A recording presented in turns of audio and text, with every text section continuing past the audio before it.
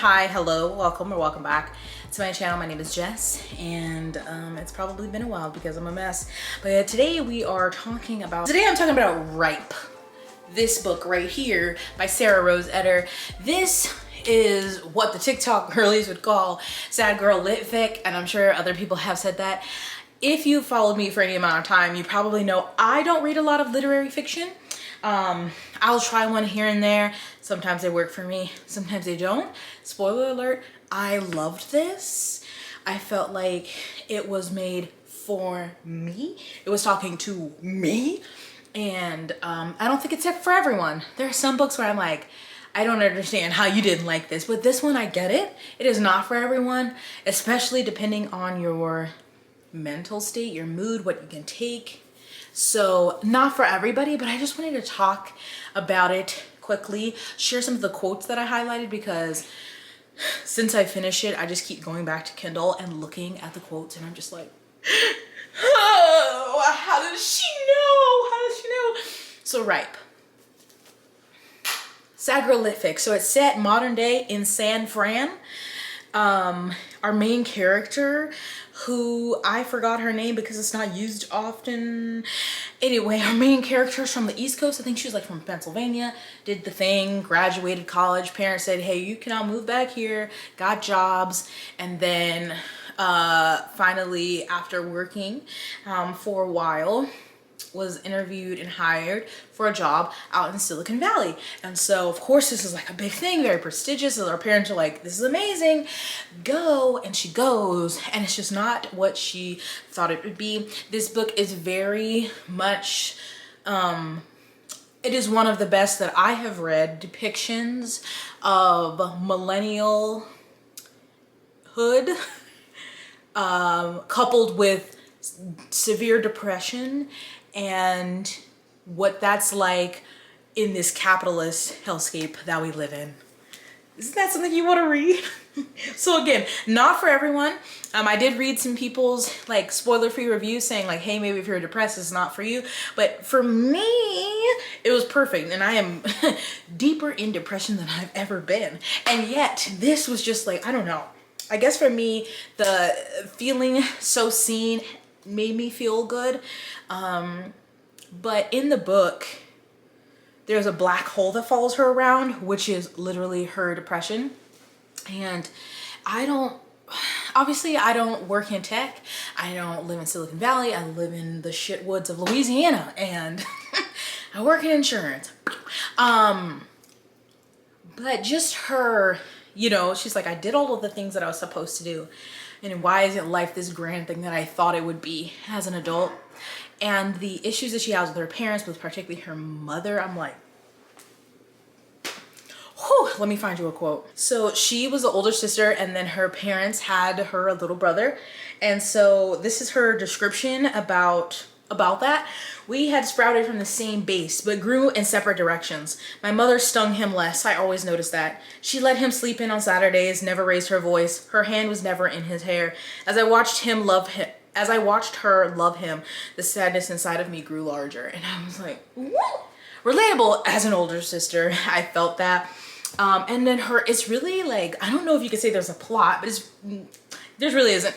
It's really just her day to day going through the bullshit of like, waking up again to do the fucking insane, stupid capitalism shit that we have to do every day, and the almost second life you have to live, this completely different person you have to be in the office or with your coworkers, you basically having to be so fake when you like absolutely hate what you're doing, but you obviously need a paycheck. And I'm like, it is me. Maybe there must always be two of us, our real selves and the ones we create to survive in the world as it is. Yeah, yes, that is how I feel. And she just talks about obviously being in San Francisco, so she's seeing so much wealth, but then people who don't have homes and are living on the street, living in front of her apartment, what they're going through, and how, you know, she's like, well, you know, I have this and I should be grateful, but she's paying out the ass for rent, it's just like, it is just, the depiction out of me, to me was too good. And I just felt like yes, I felt like it was a banger and I needed it. It was a balm to my soul. One thing also, because she mentions basically like, you think that you're going to be different, like you graduate high school and you have all these hopes and you're like, I'm gonna be different, I'm gonna do something I love and everything's gonna be great. And then you have to get into the grind and you get stuck and you can't get out. And so one of the quotes was, isn't that always the way adult life begins? You think you'll become something different, something new. At first you swim violently against the tide, your body straining until your muscles give out, until you can't push any harder, until you stop fighting and float, letting the water take you back to shore, where the rest of the world is already at the office, typing on their computers beneath buzzing fluorescent lights, toiling away in the glare of permanent productive daylight.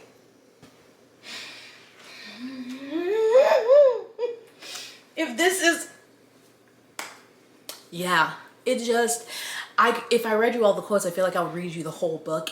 And that's not what we're here to talk about. But I remember when this came out and I just kept seeing it and I was like, the cover, I'd be like, what is the cover? It's a pomegranate, but it just is very like, it's a pomegranate. It's like zoomed in pomegranate.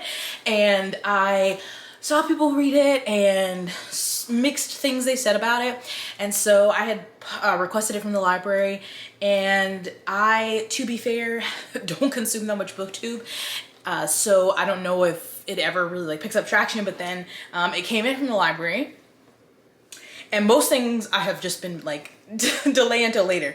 But I was like, let me go look up again. And so I was looking at some reviews, and when people were talking about the depressed part, I was like, you know what, actually this might be the perfect time to read it. And then after I finished, I went on TikTok and saw that quite a few sad litfic girlies had read it and really liked it. So yes, I basically am making this video to tell you that if you saw the cover of Ripe and were intrigued, and then you're like, what is it about?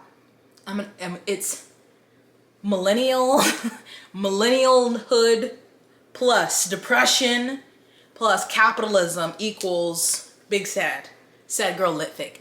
It's short. I don't know. Is it 225, 250 pages? I will say I didn't love the ending because it's not concrete. And I haven't seen a lot of reviews or people talk about it where they had I haven't seen a lot of people's thoughts on what the ending means, but that's really my only complaint. But the way I felt, the emotions that I still feel when I think about this book and when I go back and read the quotes that I highlighted, it had to be a 5 for me. So taking all those things into consideration, and please, think about yourself first, mentally where you are. But if you can, I would try it. And now I've been looking up sad girl litfic books and I have a list. It's growing, but if you want to leave any recommendations down below, please be my guest because I definitely want to try more. Hey, I'm in bed editing Jessica here, looking greasy as ever. We love to see it. Anyway, I forgot something. In the book, she doesn't have many friends. Like obviously there's people at work that she's like kind of friendly with, even though she sees various sides of them. Relatable. And there's like a couple people that she hangs out with outside of work, and like one she likes more than the other ones, but they're not like true friendships. And so that's another thing that just adds into the depression and what she's going through. And I just was like, I felt that because I have like a coworker friend, but I don't have any in real life friends that live remotely anywhere near to me. And that's not what she had in the book. She doesn't really talk about friends back home, which is my friends are either in South Carolina or around the world, as I've made wonderful friends on the internet. But just the mentioning that, she just didn't have this like perfect put together millennial life. She's 33 in the book. And of course she's in a toxic job she hates. She doesn't have a good group of girlfriends. And I'm just like, just felt it was just like relatable. And I get sad. Obviously, Andrew, my husband, is my friend. My dog doesn't talk. And sometimes I was telling my friend Kim, I was like, I just wish I had a gal pal. We could just sit on the couch and talk shit or watch something together. So yeah, I stand by what I said. It's a solid 5 for me. I still am thinking about it. We'll be thinking about it for a while. So.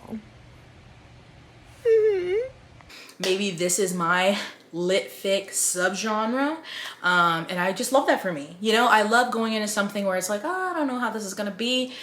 When it's a genre I usually don't read, and it coming out to be, you know, wonderful. And so again, it's always hard when it's like hard and sad topics like this to say, oh, I enjoyed reading this. Did I enjoy it? Actually, kinda I did, just because I was like, that's me. So yeah, there's my mini review, if that's a review at all, of Ripe by Sarah Rose Etter.